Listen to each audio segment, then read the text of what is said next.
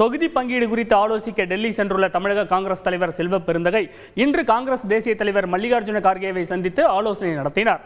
நாடாளுமன்ற தேர்தல் நகர்வுகள் குறித்து செய்தியாளர்கள் ராஜா ஹரிதாஸ் வழங்கிய தகவல்கள் இவை.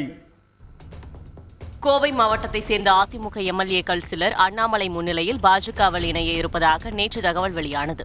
ஆனால் யாரும் வராததால் இணைப்பு விழா கடைசி நேரத்தில் ரத்து செய்யப்பட்டது.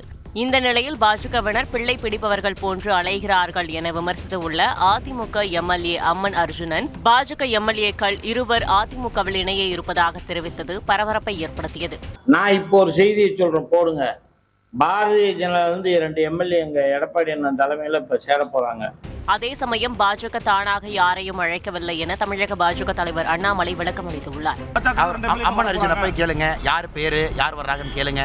இன்னைக்கு பாரதிய ஜனதா கட்சியை மதிக்கவே மாட்டேன்னு சொன்ன ஒரு கட்சி காலையிலிருந்து நைட்டு வரைக்கும் பாரதிய ஜனதா கட்சின்னு கத்திட்டு இருக்காங்க. தமிழ் மாநில காங்கிரஸ் தலைவர் ஜி.கே. வாசன் பாஜக கூட்டணியில் இணைந்து உள்ள நிலையில் தமிழக மக்கள் முன்னேற்ற கழகம் பாஜக கூட்டணியில் இணைவதாக அக்கட்சி தலைவர் ஜான் பாண்டியன் இன்று அறிவித்துள்ளார்.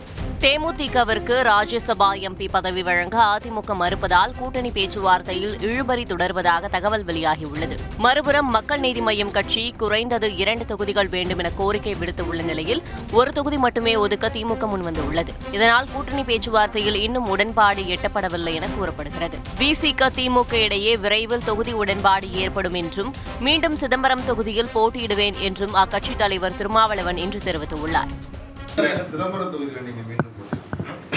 என்னுடைய சொந்த தொகுதி, அதனால் அதில் ஒன்றும் கேள்வி இடமில்லை, குழப்பமில்லை. அதிமுக கூட்டணியில் விடுதலை சிறுத்தைகள் அதான் என்னுடைய சொந்த தொகுதி, நான் அந்த தொகுதியில் தான் போட்டியிட முடியும். தமிழ்நாட்டை பொறுத்தவரையில் எதிர்க்கட்சிகளே இல்லை என்று சொல்லக்கூடிய அளவுக்கு அல்லது எதிர்க்கட்சி கூட்டணிகளே இல்லை என்று சொல்லக்கூடிய அளவுக்கு நிலைமை உள்ளது. இதனிடையே திமுக கூட்டணி குறித்து ஆலோசிக்க டெல்லி சென்றுள்ள தமிழக காங்கிரஸ் தலைவர் செல்வ பெருந்தகை இன்று காங்கிரஸ் தேசிய தலைவர் மல்லிகார்ஜுன கார்கேவை சந்தித்து ஆலோசனை நடத்தினார். செய்தியாளர் ராஜா வழங்கும் கூடுதல் தகவல். 10க்கும் மேற்பட்ட தொகுதிகள் கிடைத்தால் இந்த தொகுதிகளில் வேட்பாளர்கள் யார், எந்தெந்த தொகுதியில் போட்டியிடுவது என்பது குறித்தெல்லாம் விவாதிக்கப்பட்டிருக்கிறது. அதேபோல் விளவங்கோடு தொகுதியில் இடைத்தேர்தல் வரும் பட்சத்தில் அதற்கு வேட்பாளர்கள் யார் என்பது குறித்தும் விவாதிக்கப்பட்டதாக தகவல் வெளியாகிருக்கிறது. நாளை சென்னை திரும்பும் செல்வ பெருந்தகை ஓரிரு நாட்களில் திமுகவுடன் அடுத்த கட்ட பேச்சுவார்த்தையில் ஈடுபடுவாரும் என கூறப்பட்டிருக்கிறது. ரஞ்சித், நன்றி ராஜா. செய்திகளை உடனுக்குடன் தெரிந்து கொள்ள உடனே சப்ஸ்கிரைப் பண்ணுங்க.